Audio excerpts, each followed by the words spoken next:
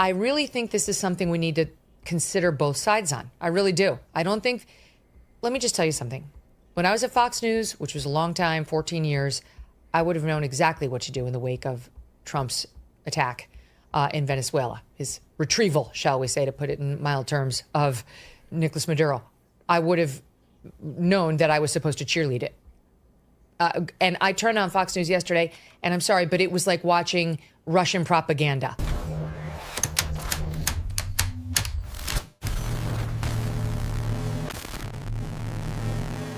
You hear it there for yourself, folks. Megyn Kelly, who used to work for Fox News, is openly saying that if she was working for the network today, she would have fell in with the fake propaganda. Now, this is something that obviously, if you're paying attention, you know about. You know that Fox News is fake, but this is something that's hard-hitting for boomers. Sorry, I don't want to drop the B word here, but there's a lot of people who still consume this type of content knowing that it's obvious state propaganda. And I was unironically hearing like people actually making an argument saying that, well, Fox News and CNN both agree that this is a good thing, and they never put it together. Maybe they were run by people with the same globalist interests. Have you ever thought about that? But no, people don't think that way. People don't think that, hey, this type of media that I'm getting for free, think about that, is propaganda. That's okay. Let's continue as she goes even further.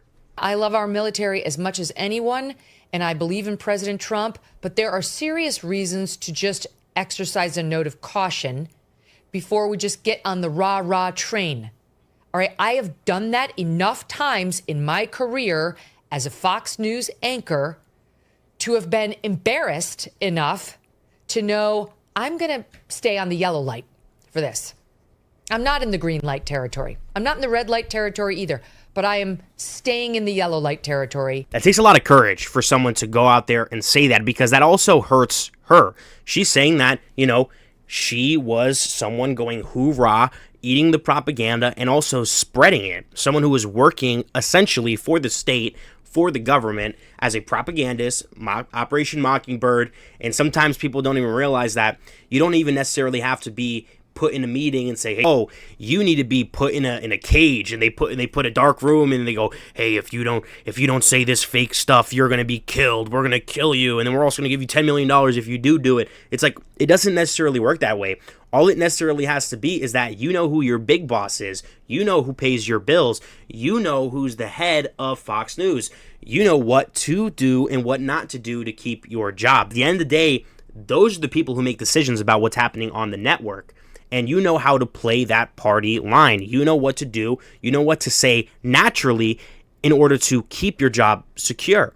And that's what she is really saying there. And she's saying that that is what's going on Fox News right now. Now she continues. Let's keep going. Whose boots? Because I have a 16-year-old boy, and I have a 12-year-old boy, and I have a 14-year-old girl. And a lot of my listeners have children too, who are actually the ones who might have to fill the boots. So I think I speak for a lot of moms and dads for that matter when I say I'm staying in yellow territory until we know more. And I will not be joining the Fox News cheerleading brigade this time. I've been burned too many times. She accurately describes what it is. It's cheerleading. It's propaganda for the state. And I appreciate her coming out and saying it so blatantly. Similarly, Tucker Carlson did the same thing, talking about his pushing for the Iraq war and his kind of foaming of the mouth, fear-mongering and pushing towards war.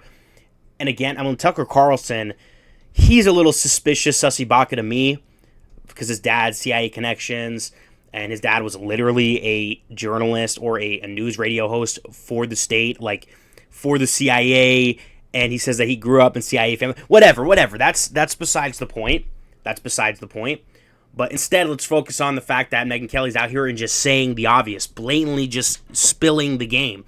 And again, it's very important, and I applaud her for doing this, because it really shows that Fox News and this kind of legacy media, we're talking about CNN, MSNBC, CBS. CBS is one of the most egregious ones.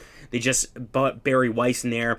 They got bought out by Paramount. David Ellison's the head there. His father, Larry Ellison, is a turbo-Zionist, someone who literally lets Benjamin Netanyahu go on his private island, again with the private island. What's up with the private island? What's up with Israeli operatives and private islands? I don't know what's up with this stuff, but it's okay.